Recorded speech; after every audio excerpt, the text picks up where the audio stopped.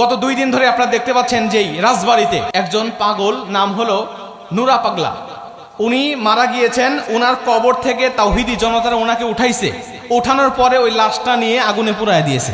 দেখছেন না আপনারা, পত্রপত্রিকা দেখেছেন। এই নুরা পাগলা গত আগস্ট মাসের 13 তারিখে মারা গেছে, প্রায় 20-25 দিন হয়ে গেছে। ওই পচা লাশটাকে তুলে তাওহীদি জনতা পুড়ায় দিয়েছে। কেন পুড়ায় দিয়েছে? যদিও পুরানোটা ইসলাম সাপোর্ট করে না, কারণ পুরানো শাস্তিটা আল্লাহ পাক নিজে দিবেন, এটা কোনো বান্দার হাতে নয়। রাসূল সাল্লাল্লাহু আলাইহি সাল্লামের অনেক মুশরিকরা মারা গেছে, তাদেরকে পুরাই নেই। কিন্তু উনি যে অপরাধটা করেছেন, এই অপরাধটা কত বড় মারাত্মক দেখেন। উনি নিজেকে ইমাম মাহদী বলে দাবি করত। নাউজুবিল্লাহ বললেন না?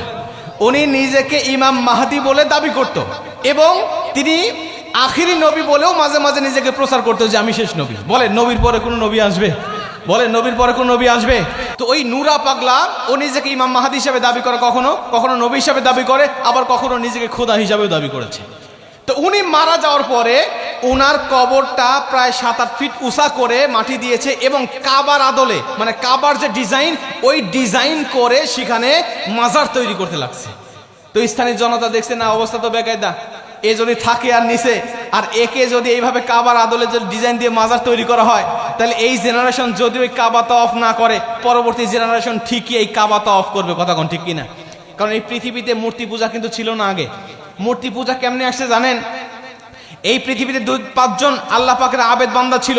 এই আবেদ বান্দা যখন মারা গেল, তখন শয়তান মানুষের মাঝে ধোঁকা দিতে লাগলো, দেখো এরা তো আল্লাহ পাকের বড় আবেদ বান্দা ছিল, এদের মূর্তি বানাও, মূর্তি বানিয়ে তাদেরকে এই সেজদা করো না, পূজা করো না, শুধু তোমরা ইবাদত করার সময় পাশে রেখে দিবে, আর ওদের কথা স্মরণ হবে, তাহলে তোমাদের ইবাদতের মনোযোগ বাড়বে।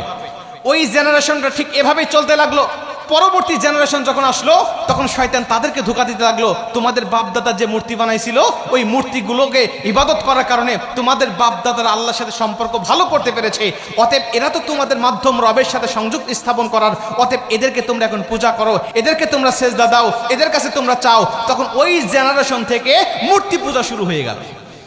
ঠিক তেমনি ভাবে আজ এই নুরা পাগলার মাজারটা সত্যি যদি কাবার আদলে ডিজাইন করা হয়, তাহলে দেখবেন এই জেনারেশন যদিও তারা তাওয়াফ না করে, পরবর্তীতে ওদেরই ভক্ত মুরিদেরা, ওদেরই চেলা চামুন্ডারা, তারা ওই খানায় কাবায় আর যাবে না, মক্কা মদিনায় আর যাবে না।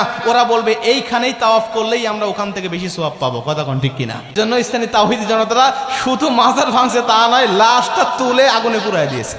যদি একটু বাড়াবাড়ি হয়ে গেছে, লাশ পুরানো ঠিক নয়। সবচেয়ে ভালো হতো যদি ওই লাশটা নিয়ে সম্মিলিত একটা কবরস্থানে দাফন করতো, আর ওইখানে তার মাজার করতে পারতো না, এটা ভালো হইতো। কারণ পুরানোটা ইসলাম সাপোর্ট করে না। একটু অতিরঞ্জিত হয়ে গেছে, কিন্তু তাদের অপরাধটা অনেক বেশি। তো আমরা যেটা বলতেছিলাম যে রাসূল সাল্লাল্লাহু আলাইহি ওয়াসাল্লামের পরে কোনো রাসূল আসবে না, কোনো নবী আসবে না, আসেননি আমাদের আখিরি নবী, তিনি আমাদের শেষ নবী। ওই নবী যা আমাদের জন্য দিয়ে গেছেন, যা রেখে গেছেন, ওইটাই যদি আমি আর আপনি আঁকড়ে ধরতে পারি, আল্লাহর কসম এ দুনিয়াতেও শান্তি, পরকালেও আপনার আর আমার জন্য কমপক্ষে 10টি পৃথিবীর সমান একটি করে জান্নাত অপেক্ষামান। জোরে কোন সুবহানাল্লাহ।